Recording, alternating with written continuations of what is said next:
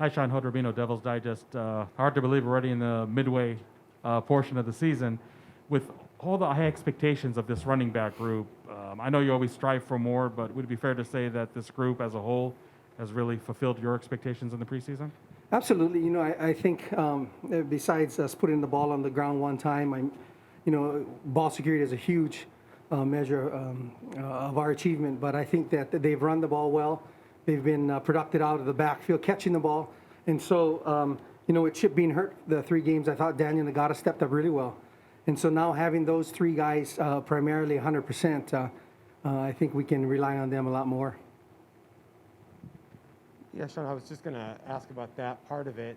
What was it like having all 3 available to you to use against Stanford, and how much of it is a game feel situation in terms of how much you might actually use any of the 3? And I think sometimes, and they don't say it, and it doesn't come out in their actions or the way they present themselves, but you can see sometimes they're probably frustrated because, running backs need carries in order to get into that feel.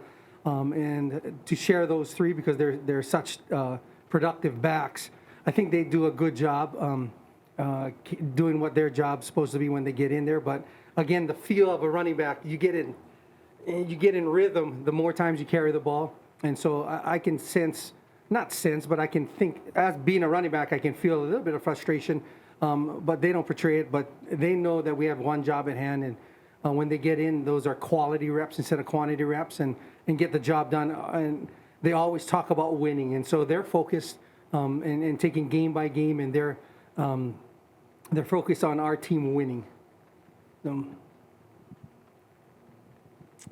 Just along those lines, and I think I've asked you a version of this question, Sean, but if I'm not mistaken, you had Chip and Daniel already committed before Rashad came along, correct? Correct. Okay.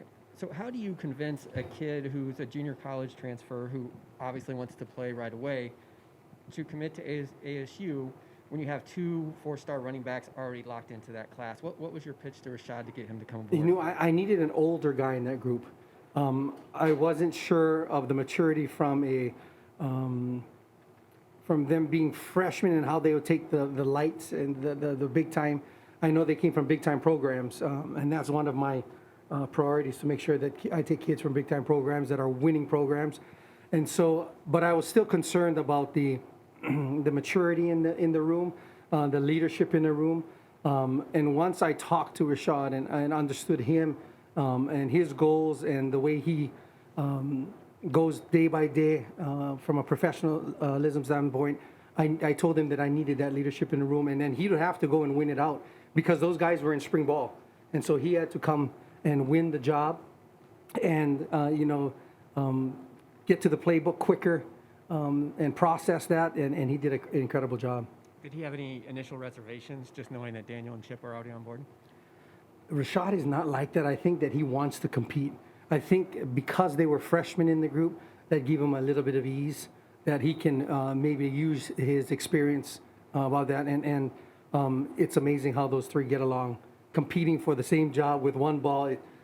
Every day I just sit back and I just amazed because I'm just waiting for somebody to go become that selfish person, and it's not happening. So.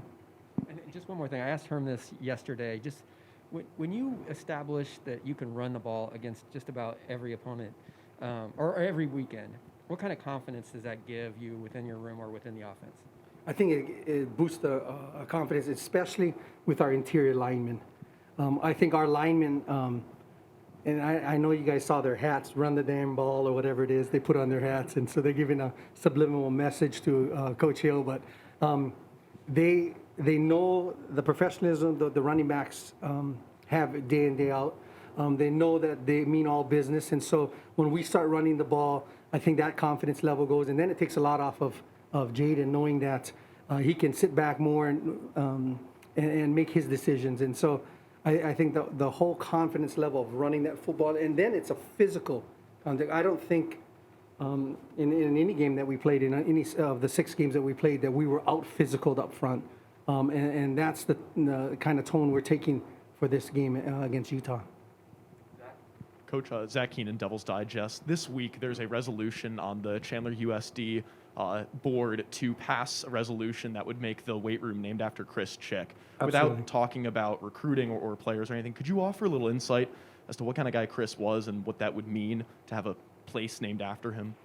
Chris was with me for 10 years. Incredible friend. Talked way too much sometimes. Sometimes he chased me to my car after practice, and we were there at 10 o'clock. I mean, that's just Chris. But his passion for football and his passion for kids was unbeknownst, and so at such a high level that he loved football. And so I knew he was a huge cog in our offense. I mean, in our success at Chandler. And that's just a little tidbit for him to get mentioned and having that weight room named after him, because him and I especially ran the weight room for 10 years, from 12 in the afternoon till 4 o'clock almost every day. So I was in there, and he did a heck of a job. He just loved football and loved that part. Now you got to try to get away from him, but I know that they miss him there, and I miss him because I used to talk to him probably once a week just to see how he's doing. And that talk for 5 minutes lasted for 2 hours. So, but I miss him, and that's a huge honor for us to have his name on there. Coach, going back to your Chandler days, once again, you coached against Case Hatch when he was over at Perry. Just what do you remember about going up against him, and how have you seen him grow from where he is then to who he is now? So Case's family and I go back a ways. His dad, Cody, and I, every time we saw Case on the other side, we're like, that son of a gun. He's going to be a torpedo. I don't know if he's going to hurt somebody, because he played linebacker at that time. But Case is an incredible kid and comes from an incredible family. He is kind of the silent leader of our group. He's the guy that gets most excited.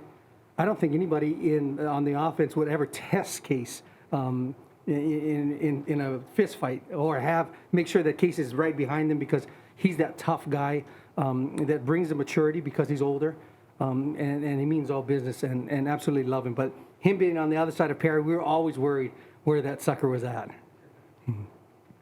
Sean, as a former head coach, and just knowing the versatility of your offense in general here at ASU with Zach Hill and scheming for opponents, what does that provide, knowing that you guys can run like almost anything that you want? I think first it comes with personnel and having those athletes that can do a bunch of things. And then Zach's creativity, keeping the defense off balance.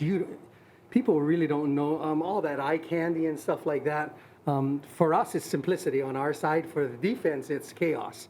And so he does a great job, as well as all of our staff, just keeping everybody off balance and making sure that the defense has to sit back and really look at, from a personnel standpoint, from a play schematic standpoint, what are we going to do? And I don't think anybody can figure that out, because sometimes I can't figure it out. So, but I think Zach does a great job doing that. I think in the first half on Friday you had 173 rush yards, second half 82. What did you see in the second half that you want to improve on this week? I think we just had less possessions, plays per possession. I thought we could have capitalized a lot more with our possessions. Of course, I'm always on the phone. Zach, we run the ball. Come on, Zach, run the ball. And he laughs about it. But I just thought that we were a little bit more explosive with Jaden running the ball too in the first half. And then at the end of the game, trying to put it away, that limited our yards per carry. But I feel that if we can rush for between 220 to 300 yards a game, we'll be pretty good. I think that we are capable of doing that, and it starts with the interior up front, and then capable of our running backs, because there are 3 different guys that are fresh. And I talk about that all the time, is keeping tread on their tires. Of course, the selfishness of I want the ball all the time, but imagine the defensive guys on the other side of the ball 60 times trying to tackle 3 guys that are fresh. It becomes difficult at the end. Sean, you mentioned not being out physical in any of your games. Go back to Utah a couple years ago. You were a younger team, line of scrimmage. They kind of dominated. And then you also have this 150-yard streak rushing, per game. Are you guys, like, what do you think about this opportunity in particular and what Utah presents against you? 2 years ago, I thought we were out physical. I mean, I was sitting back and I was like, oh, crap. Those guys brought it to us. I don't get the feeling this year.